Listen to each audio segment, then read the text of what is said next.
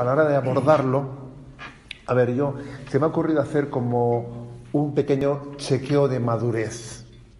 Y he elegido 10 puntos, 10 puntos que podíamos, me he atrevido a elegirlos, ¿no?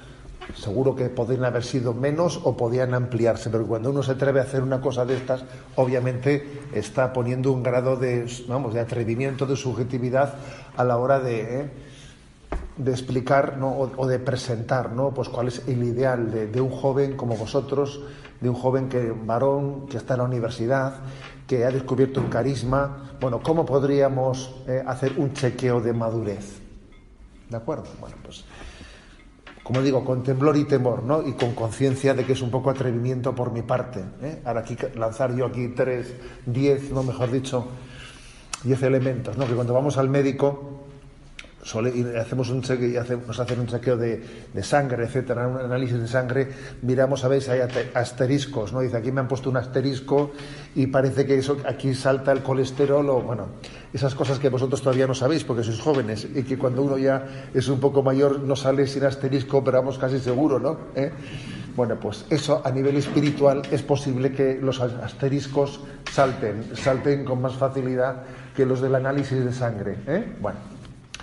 Entonces, a ver, si tuviésemos que hacer un chequeo de madurez, yo, entre esos 10 parámetros para analizar nuestra madurez, ¿yo cuál he puesto el primero? A ver, no lo he dudado, Con respecto al primero, yo creo que es nuestro compromiso, nuestro compromiso con la verdad.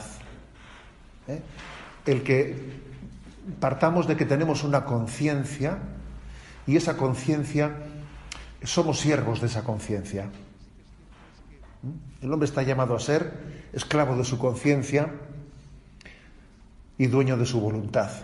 Esa es la imagen del hombre maduro, el que es esclavo de su conciencia y dueño de su voluntad. Pero lo primero es ser esclavo de la conciencia, ¿sabes? Antes incluso de ser dueño de la voluntad. Aquí por madurez entendemos enseguida lo de ser dueño de la voluntad. Vale, pero eso es en segundo lugar. Lo primero es ser esclavo de tu conciencia, es decir, creer que hay una verdad. Entonces yo estoy no para buscarme la vida. Hay mucha gente que vive para buscarse la vida. A ver cómo quedo bien, a ver cómo salgo de esta, a ver cómo hago No, yo soy siervo de una verdad, hay una verdad. Nosotros no somos inventores, somos descubridores, que es muy distinto, Un inventor inventa algo que no existía y nace de él, ¿no? No, pero yo no invento la verdad de la vida, yo la descubro. Estaba ahí. Entonces yo en mi conciencia estoy llamado a descubrirla. Nosotros no somos inventores, somos descubridores. Hay una verdad ante la cual tenemos que conformarnos, ¿no? A la cual nos conformamos. Conformo mi vida a la verdad. Partir de eso es que es básico. De lo contrario, cuando uno no parte de eso, pues la vida es toda una manipulación para que las cosas sean a mi medida, a mi forma. Eso no te satisface, acabas manipulando a las demás, acabas haciéndolo todo a tu medida, ¿no? Yo creo que el primer punto, ¿no? de la madurez, el primer parámetro para medir la madurez es nuestro compromiso con la verdad. Jesús dijo, la verdad os hará libres. Entonces yo no quiero quedar bien, yo no quiero quedar mal. Yo el otro día dije en Radio María, dije, igual me va a caer algo por decir esto, pero lo dije, porque tengo un par de programas semanales en Radio María, y como estaban programas en los que intentas, a la luz de la doctrina social de la Iglesia, iluminar un poco las cosas que están sucediendo, ¿no? Y salió el tema de Plácido Domingo, ¿no? Y yo dije, pues en este momento en el que Plácido Domingo pues la sociedad lo ve como una estrella caída, como alguien que está en el momento del fracaso de su carrera, ¿no? Sin embargo, él ha salido pidiendo, haciendo un reconocimiento público y pidiendo perdón públicamente ante todo el mundo. He dicho, este hombre está en el cenit, está en el momento más clave, álgido, cumbre de su vida espiritual en su vida. Fíjate tú, ¿no? Que ante el mundo es el momento de su fracaso, ¿no? De su fracaso. Bueno, pues en este momento, cuando alguien ha hecho lo que ha hecho y se ha presentado ante toda la sociedad y ha dicho yo reconozco que he obrado mal y pido perdón públicamente, a ver, está en el momento cumbre de su vida. Y el mundo eso no lo entiende, pero es la verdad. En su conciencia, yo no le conozco, pero vamos, yo observo desde fuera y yo me atreví a decir eso en la radio. Dije, el mundo no entiende esto, pero esta persona, en este momento, él entiende, ha entendido que tiene que ser esclavo de su conciencia. Entonces, cuando el hombre rinde a su conciencia sus intereses particulares, es cuando llega la madurez. Hasta entonces eres pues un narcisista, de aquí te espero, un narcisista, alguien que pretende moldear el resto de la vida a tu conveniencia, y solamente cuando alguien dice, a ver, la verdad nos hará libres, vamos a poner la verdad delante de... Y si la verdad a mí, en principio, me va a mortificar, que me mortifique, me explico. No voy a huir de la verdad porque me mortifica. Ese es el primer signo de madurez. Cuando uno no tiene este compromiso con la verdad, ¿qué ocurre? Que tiene un riesgo tremendo de acabar siendo un narcisista. De hacer las cosas a su medida, a su conveniencia, etcétera, ¿no? De jugar al yo-yo, porque creer en la verdad es fundamental para entender que hay un tú distinto a ti. Bueno, ese es el primer punto. Básico, fundamental. El segundo parámetro de madurez está en descubrir que esa conciencia no es algo, sino que es alguien. es alguien. O sea, esa verdad es personal, no es una verdad impersonal, no es una energía, ¿sabes? No es una energía, no, esa verdad objetiva que está por encima de ti tiene rostro personal, tiene rostro, y por lo tanto está llamada a tener. Vosotros en vuestra espiritualidad yo creo que habéis buscado ahí un término maravilloso, alianza. Está llamada a tener una alianza con nosotros. Entonces eso es clave, es clave. Dios se ha revelado y se ha revelado tomando él la iniciativa de comunicarse con nosotros. Dios no se ha limitado a crear el mundo y luego dejar que nosotros, desde nuestra capacidad, que es limitada, por cierto, bastante limitada, ¿no? Intentamos conocerle, intentamos conocer el sentido de la existencia, sino que ha salido en nuestro socorro y ha revelado su rostro y nos ha ofrecido una alianza de amor. Entonces, a ver, el segundo parámetro clave de nuestra madurez está el entrar en esa alianza, el tener intimidad, el tener ternura. Y os voy a decir una cosa que le ha hecho mucho daño a la figura del varón, a la figura del hombre, a la figura del varón le ha hecho mucho daño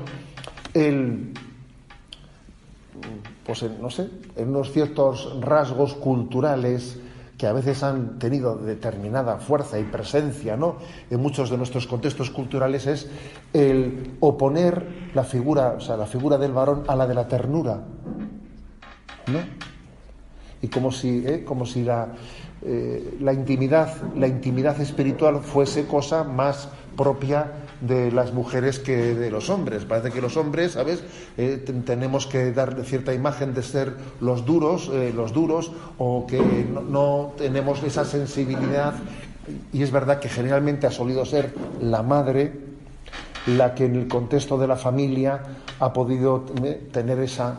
Os voy a contar una anécdota que me pasó hace poco, que fue tremenda, Iba yo camino de Zaragoza por la autopista, paro a echar gasolina ahí en Portudela, estaba echando gasolina y otro al lado mío echando gasolina, un chico así joven, de unos 30 años, y me dice, ¿tú eres Munilla, el obispo? Digo, sí.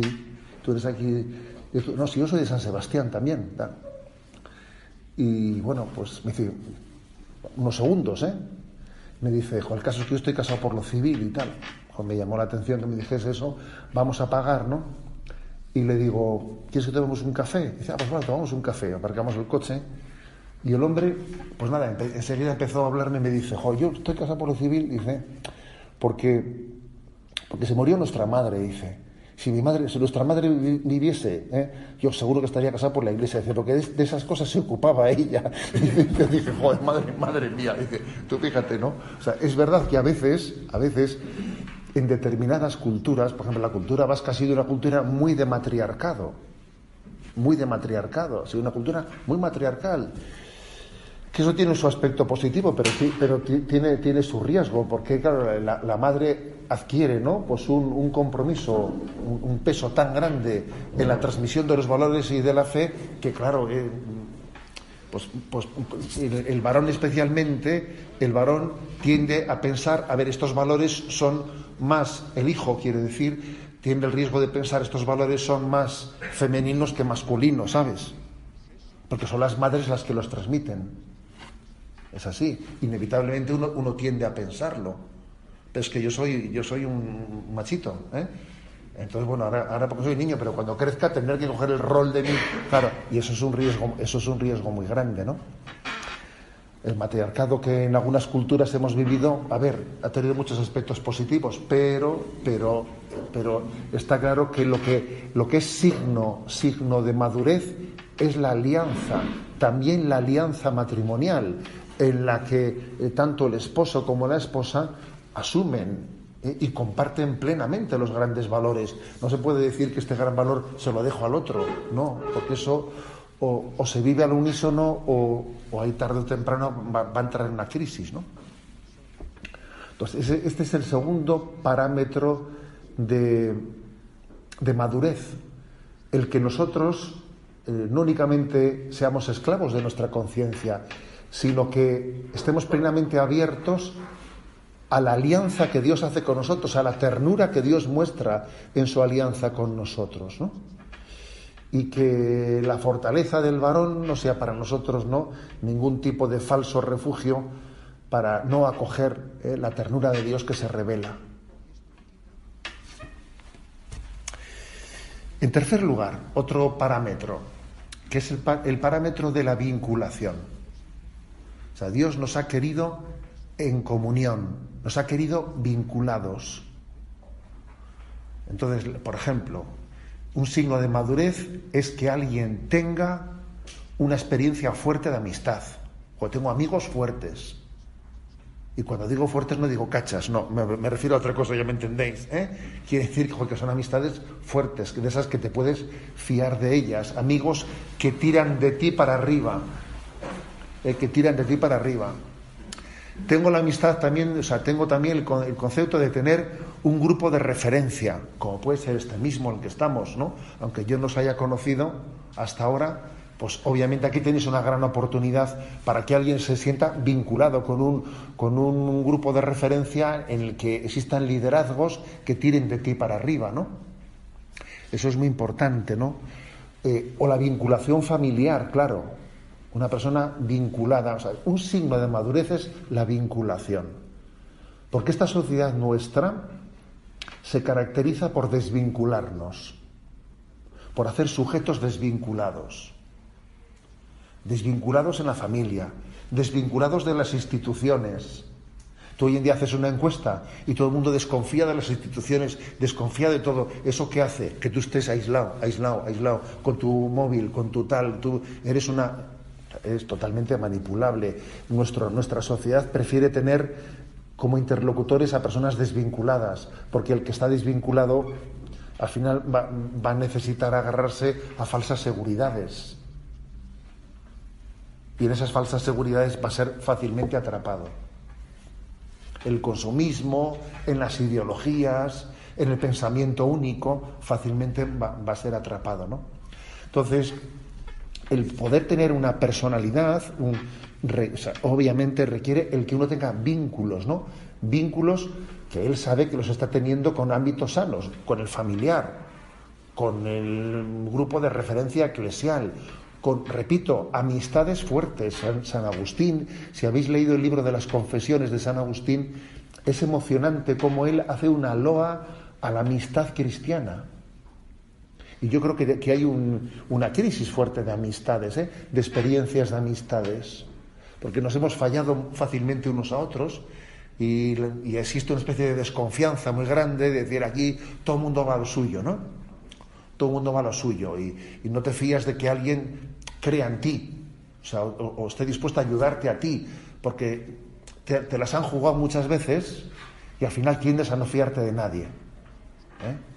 Como aquel que decía, no, aquí todo el mundo va a lo suyo, menos yo, que voy a lo mío, ¿eh? Pues eso, pues, en plan de choteo, pero es cierto, al final uno se convierte, cuando no cree, en la amistad, en un sálvese quien pueda y cada uno a lo suyo, a sacar su provecho personal, ¿no? El individuo desvinculado está condenado a la inmadurez, obviamente. Cuarto parámetro. El cuarto parámetro es el que yo llamaría el del acompañamiento y discernimiento. O sea, es decir, la importancia de que alguien viva su vida en modo discernimiento. ¿Qué es vivir en modo discernimiento? A ver, saber que esa verdad que Dios nos revela y nos va descubriendo en mi conciencia y en la revelación, etcétera, esa verdad se nos va descubriendo poco a poco. Entonces yo vivo en modo discernimiento y sé que todavía Dios no me ha descubierto todo lo que yo estoy llamado a conocer, e iré poco a poco conociendo en la vida, lo iré conociendo, y en la medida en que me entrego a esto me capacitará para lo siguiente. Algo así como cuando uno va a un edificio de esos oficiales, yo qué sé, pues que hay pasillos largos, ¿no? Y entonces el pasillo en principio está oscuro, pero tú en la medida en que vas andando, según andas, se van encendiendo, o sea, las células con fotoeléctricas o como se llame eso, ¿no? Pues de alguna manera van encendiendo la luz según tú vas andando. Alguno quisiera que enciendan todo el pasillo para empezar a andar. Pues eso no funciona así. Tú según vas andando, en ese mismo momento se va encendiendo una luz que te posibilitará seguir andando y que se vayan encendiendo las siguientes, ¿no? Ese es el modo discernimiento. El modo discernimiento es que en la vida, o sea, tenemos la confianza de que poco a poco Dios irá poniendo en mi entorno la forma de ir creciendo. Y para eso es muy importante el saber pedir consejo, el saber dejarse acompañar. El acompañamiento espiritual es importantísimo en la vida. El que uno sepa dónde pido consejo, dónde me dejo acompañar. ¿Os acordáis de que entre las obras de misericordia alguna dice dar buen consejo al que lo necesita, corregir al que yerra? O sea, saber acompañarnos, eso es básico, ¿eh? Es un signo de madurez el que alguien busque, sepa, tenga el sensus de buscar acompañamiento, de ir discerniendo la vida con ayuda de los demás. El quinto parámetro, ¿no? Como dentro de este chequeo de madurez, para mí el quinto parámetro es el de el tono de vida, tu tono de vida interior. Tu tono de vida, si es esperanzado y alegre, o si es más bien, entiendes, un tono de vida, pues, que está sometido a los vaivenes de los estados de ánimo, que tienes un problema con tus estados de ánimo, que no te aguantas, que te vienes fácilmente abajo, que tienes momentos de oscuridad, de desesperación, A ver, que no nos quepa la menor duda que la mortificación que más agrada a Dios es la de nuestros estados de ánimo, ¿eh? El sacrificio más agradable a Dios es el de nuestros estados de ánimo. Porque, bueno, pues un signo de inmadurez suele ser el que alguien esté a merced de cómo estoy. Jo, es que hoy me ha venido el bajón y me ha venido el bajón, ¿no? Y entonces estoy de bajón y parece que eso es como si fuese un tsunami, ante el cual yo no tengo nada que hacer, ¿no? Eso me ha venido, ¿qué vamos a hacer, no? Hombre, a ver, es que el que nosotros los estados de ánimo los consideremos como una especie de algo dogmático, ante el cual yo no tengo otra cosa que padecerlo, ¿no? Padecerlo sin ser capaz de gestionarlo, sin ser capaz de tener yo una palabra que dirija esa situación, eso es, a veces es catastrófico. Es catastrófico el que nuestro estado anímico acabe teniendo, ¿no? Pues una normatividad en nuestra vida que nos condicione todo. O sea, es importantísimo que nosotros tengamos capacidad interior desde nuestros ideales, desde ese buscar la verdad de nuestra conciencia, de mortificar tristezas que son absurdas, que dice uno, a ver, ¿yo ahora por qué tengo que estar triste con una tristeza y una oscuridad que es irracional? Cuando en el fondo en mi vida tengo verdaderamente razones para la alegría y para la esperanza. ¿Por qué me tengo que dejar condicionar por mis estados de ánimos? Y un signo de madurez en la vida, obviamente, es la mortificación de estados de ánimo. Y no me dejo llevar de una tristeza absurda o de un mal genio que es desproporcionado, de una falta de paciencia, de un rencor que es diabólico. Eso es un parámetro importantísimo, ¿no? Importantísimo hacia la madurez. Luego, ¿cuál es mi tono interior? Pero el tono interior, ¿entendéis? Es una gran batalla. El que alguien tenga un tono interior de esperanza y de alegría, eso es una gran batalla interior. Quizás cuando esa batalla la ha sostenido durante mucho tiempo, pues puede llegar a vivirlo con paz y sin mucho problema, pero también puede acontecer que haya otros momentos en tu vida que mortificar todos esos estados de ánimo o esas emotividades irracionales y absurdas y luchar para que dentro de ti pues reine una paz y una alegría y una esperanza, sea la batalla de tu vida. Porque puede ser la batalla de tu vida. A cada uno el zapato le suele apretar por un lado distinto. A todos no nos aprieta el zapato por el mismo lugar. De ahí lo importante de lo del acompañamiento espiritual que he dicho antes, ¿no? Pero este suele ser uno de los puntos más importantes. El sexto parámetro. Yo lo he puesto aquí. El del celo apostólico. Es un signo de madurez el que alguien esté verdaderamente preocupado, no meramente de lo mío y lo mío, sino de lo suyo. Antes cuando has expuesto un poco el carisma, ¿no? Hablabas también de una alianza de intereses, el que yo me olvide de lo mío y me ocupe de lo de nuestra Madre, Nuestra Señora del Cielo, ¿no? Tus intereses son los míos, Madre. Y eso, entre otras cosas, es súper sano el que yo me olvide un poco de lo mío, ocupándome de los demás. Es decir, es imposible. Mira, el olvido de uno mismo es imposible. Es ese ideal zen, con perdón de la palabra, ¿no? De me voy a concentrar, y voy a conseguir el olvido de mí mismo, ¿no? El vacío interior. A ver, eso no es posible. Eso no es posible. Entre otras cosas, porque si uno se concentra plenamente en vencer su yo, ¿quién vence? Tú. A ver, o sea, que no ha salido de ti mismo. No ha salido de ti mismo. O sea, la única manera del olvido de uno mismo es entregar tu vida a un ideal que merece la pena. No existe el vacío interior. No existe el vacío interior. Lo que existe es un corazón lleno de ideales que en la medida que entrega su corazón a un ideal, a un celo apostólico, eso es lo que le libera de un yo que pretende ser el centro de tu vida, ¿no? Y del cual es obsesivo y no es capaz de olvidarte de yo y lo mío, y lo mío, y lo mío. Solamente el celo apostólico, el celo apostólico consigue eso. Por eso la paternidad y la maternidad, obviamente, son un don muy grande para el olvido de uno mismo. Claro, porque uno entrega su vida por un hijo y en esa entrega de la vida por un hijo tiene un don que le facilita ese olvido o ese descentrarse de su ego. Pero fijaros que esa paternidad y esa maternidad la tenemos todos. También el soltero. También el célibe. O sea, esa paternidad, ese sentido de paternidad sobre la vida es básico. O sea, estamos llamados a ser fecundos, a dar vida. Y si alguien no integra entre sus ideales el ser fecundo, el dar vida, el tener celo apostólico, el estar preocupado de las cosas, joder, es que vas a tener un problema muy grande. O sea, no vas a salir de tu yo.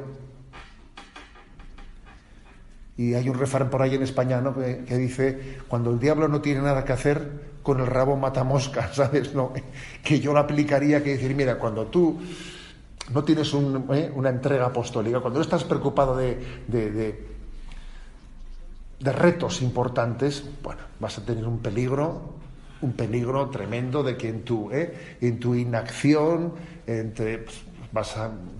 se te van a presentar montones de tentaciones. Otro refrán de la tradición católica española que me parece potentísimo, de San Juan de Ávila, que es patrono del clero español. Él dice: en la olla hirviendo no paran moscas. ¿Y a qué se refiere? Pues os lo podéis imaginar.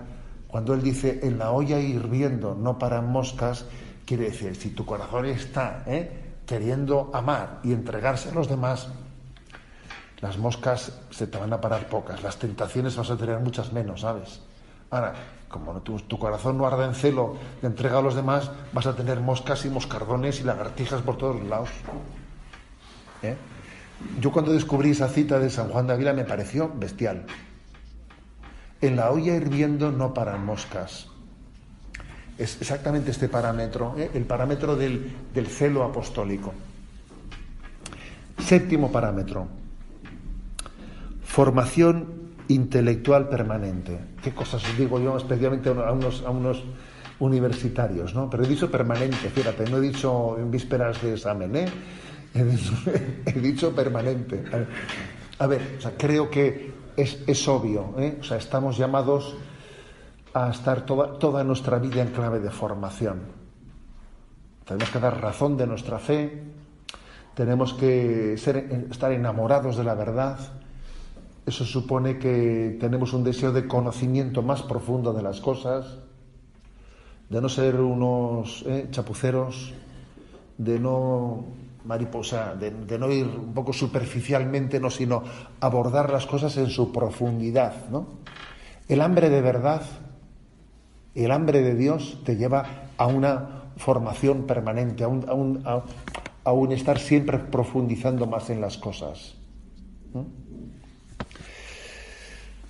Octavo parámetro.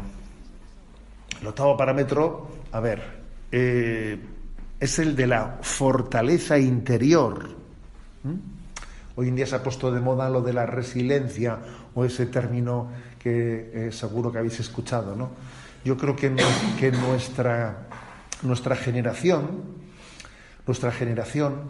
se caracteriza, entre otras cosas, esto es un elemento que también creo que la masculinidad, lo propio también, ¿no?, del varón, ha sido una fortaleza, pero ojo, la verdadera fortaleza no es la de quien es agresivo. La verdadera fortaleza es la de quien tiene capacidad de aguante sin venirse abajo. A veces nosotros hemos equivocado el concepto de fortaleza, ¿no?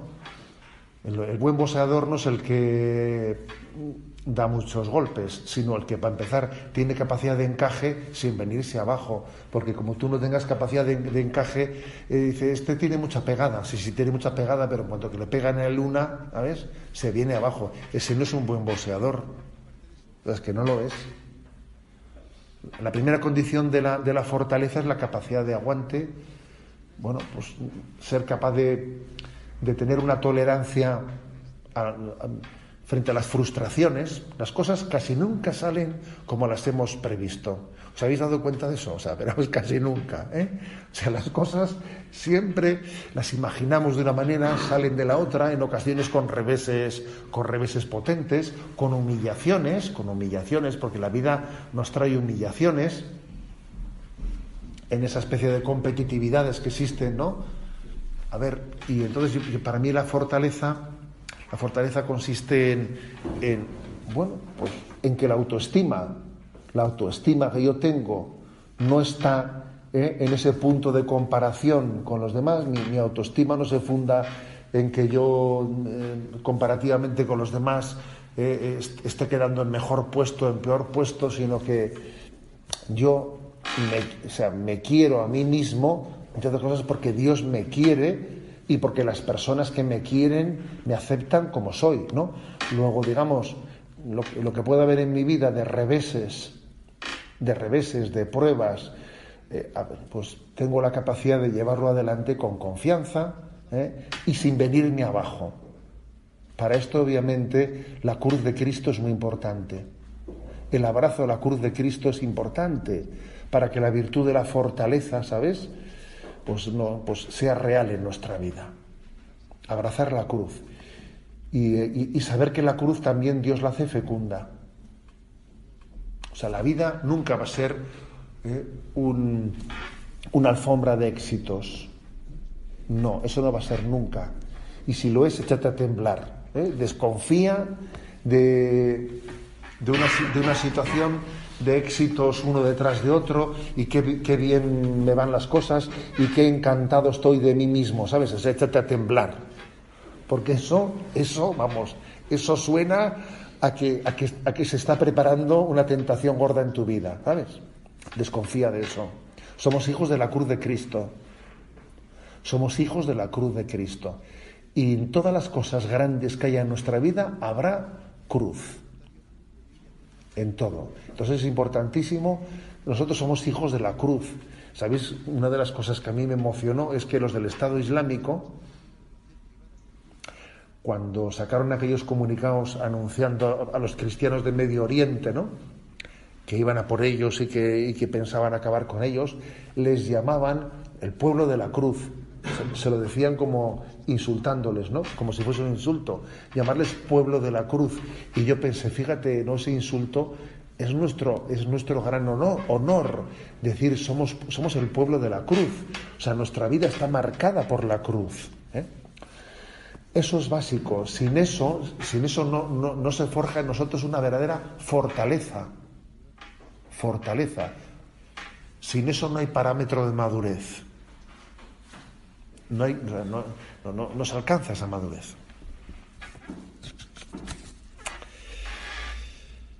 En noveno lugar, dentro de ese parámetro, está el amor preferencial, hacia los débiles, siguiendo pues el corazón de Cristo. Es su amor preferencial hacia los últimos.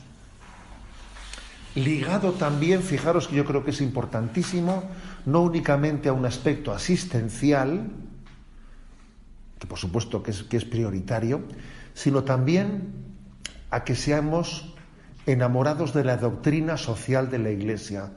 Doctrina social de la Iglesia, que es la que tiene también una capacidad profética de denunciar cuál es el origen de la pobreza y de la miseria en el mundo. Porque a veces si uno da de comer a un pobre, pues le dicen, está bien, ¿no? Pues está bien, es un hombre santo, da de comer a un pobre, ¿no? Pero si se pone a hacer preguntas de cuál es el origen de esta pobreza, o dónde están las causas que originan esta pobreza, entonces le dicen, oye, no te metas en política. Hombre, un momento, ¿cómo no te metas en política? A ver, o sea, hacerse las preguntas de por qué existe, ¿no?, esa pobreza, y denunciar las causas de la pobreza, forma parte de la doctrina social de la Iglesia. Que nosotros estamos llamados no únicamente a asistir personalmente, ¿no?, al necesitado, sino a hacernos también las preguntas últimas de por qué el reino de Dios no reina de manera que podamos vivir en justicia y en equidad entre nosotros, ¿no? Y por qué existen las diferencias tan lacerantes en este mundo, en esta sociedad y en toda la humanidad. O sea, creo que también ese deseo de justicia y el deseo de caridad. La caridad y la justicia tienen que ser, pues casi como yo diría, un sello, un sello del corazón de ese varón que busca la madurez. Y por último he puesto el de la vivencia de la castidad. El de la vivencia de la castidad, que me parece muy importante, porque tenemos que reconocer que ha existido y existe un machismo absolutamente denigrante. Yo lo vi en la mili, por ejemplo. Yo hice la mili en mis años, ¿sabes? Cuando tenía 28 años, y me di cuenta que, en la experiencia de estar en la mili, ¿no?, que existe un machismo ridículo, absurdo, en el cual la gente allí en el cuartel, ¿sabes?, todo el mundo tenía que estar haciendo alarde de haber pues abusado de no sé cuántas chicas, etcétera, que yo después del fin de semana cada uno allí estaba contando cosas, y yo decía, estoy totalmente seguro que eso que está contando ese se lo está inventando, vamos, o sea, es que se le nota, vamos, se le nota, o sea, se está pegando, claro, como tiene que contar algo más que el anterior. O sea, yo decía, es que es evidente, vamos, ¿no? O sea, pero ¿cómo es posible que haya una cultura en la que uno tenga que alardear de algo que incluso es que ni siquiera será verdad que lo ha hecho, ¿no? Si lo ha hecho, mucho peor todavía, ¿no? Pero todavía si lo está inventando, pues casi peor todavía, o sea, no sé qué es peor, ¿no? Entonces, a ver, existe un machismo en el que el varón parece que es enemigo de contrario a la castidad, cuando obviamente es la castidad también configurante de nuestro corazón plenamente, ¿no? ¿Por qué? Pues porque estamos llamados a vivir en alianza, en esponsalidad, en tener una unidad interior, y la castidad es una virtud que unifica toda nuestra vida, integra nuestros sentimientos, integra el cuerpo y el alma, descubre que el cuerpo es sacramento, ¿no? Es sacramento del hombre interior. Y no hay cosa más dura que la de un hombre que no tiene la unidad interior, que se ve interiormente dividido, que vive el drama de no ser, de no integrar voluntad, amor, afecto, deseos, impulsos. Es tremendo eso. El drama de alguien interiormente dividido, que está muy marcado, pues, por ese carpe diem, por ese déjate llevar. Yo recuerdo que cuando yo tenía vuestra edad, entonces fue aquella película del Club de los Poetas Muertos, y en aquella película me di cuenta de que había un daño tremendo, ¿no? Un daño tremendo, porque se planteaba un ideal, el ideal pedagógico era el de la supuesta espontaneidad, ¿no? Déjate llevar por tus impulsos, ¿no? O sea, no había nada más que decir que en la supuesta espontaneidad de dejarse llevar por los impulsos, alguien iba a ser capaz de alcanzar una madurez absurda, obviamente, ¿no? La propia película allí conduce a alguien al suicidio. No es verdad. Hay una gran batalla para unificarnos interiormente. La virtud de la castidad está al servicio de la esponsalidad. O sea, existe una esponsalidad para todos nosotros, que es la de la alianza. Esa alianza es esponsal. Esa alianza nuestra con Cristo en María es una alianza esponsal, y la vivimos todos. La vive el matrimonio, la vive el sacerdote, la vive el consagrado, la vive los solteros. Hace poco he tenido yo un retiro con solteros ya, digamos, de esos que tienen una edad avanzada, que a veces preguntan, oiga, ¿y nosotros dónde estamos? Porque ustedes dan retiros a los jóvenes y a los matrimonios y tal, pero nosotros estamos en tierra de nadie. Y existen también solteros, pues de esos, digamos, de 45 años o 50 años que se hacen esta pregunta. Y he tenido recientemente un retiro con ellos, y obviamente entré a fondo en que esa esponsalidad, esa vocación a la esponsalidad está plenamente integrada en su vida por el sacramento del bautismo, que nos une esponsalmente, ¿no?, con Jesucristo. Bueno, en definitiva, que la vivencia de la castidad es importantísima, ¿no?, para la unificación interior y para que seamos, como he dicho al principio, esclavos de nuestra conciencia, dueños de nuestra voluntad y plenamente integrados en ese don de madurez, ¿no? Bueno, 10 para